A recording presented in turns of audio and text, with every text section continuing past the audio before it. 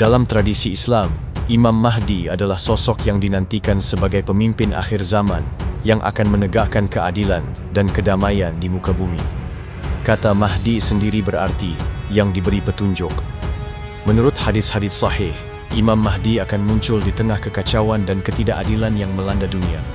Rasulullah SAW bersabda, "Aku berikan kabar gembira kepada kalian dengan Al-Mahdi, yang diutus saat manusia berselisih dengan banyaknya keguncangan.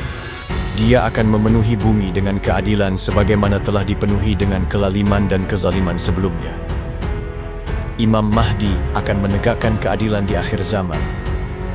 Beliau diyakini berasal dari keturunan Nabi Muhammad SAW, tepatnya dari garis keturunan Fatimah Az-Zahra, putri Rasulullah.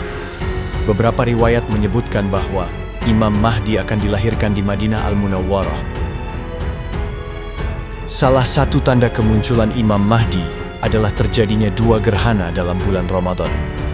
Gerhana bulan pada malam pertama dan gerhana matahari pada pertengahan bulan tersebut. Fenomena ini dianggap sebagai tanda yang belum pernah terjadi sebelumnya dan dikaitkan dengan kedatangan Imam Mahdi.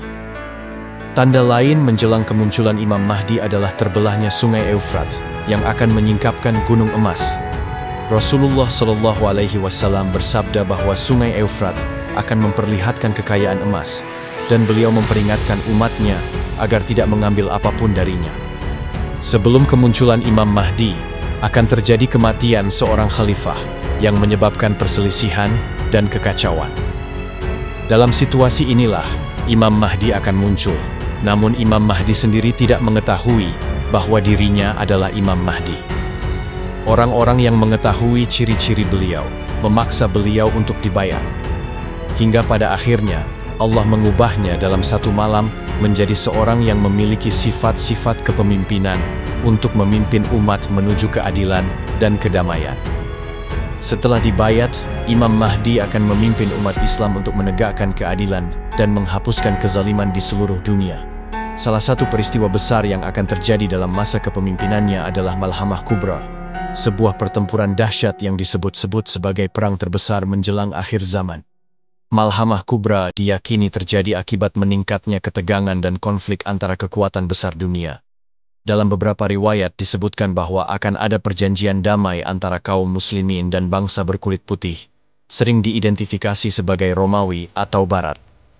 Namun, perjanjian ini kemudian dilanggar oleh pihak Barat sehingga menimbulkan perlawanan. Perang dahsyat ini akan menjadi perang terakhir di dunia dan merupakan yang terdahsyat. Perang ini akan melibatkan aliansi besar antara kaum muslimin dan bangsa Rum, Romawi atau Barat, melawan musuh bersama.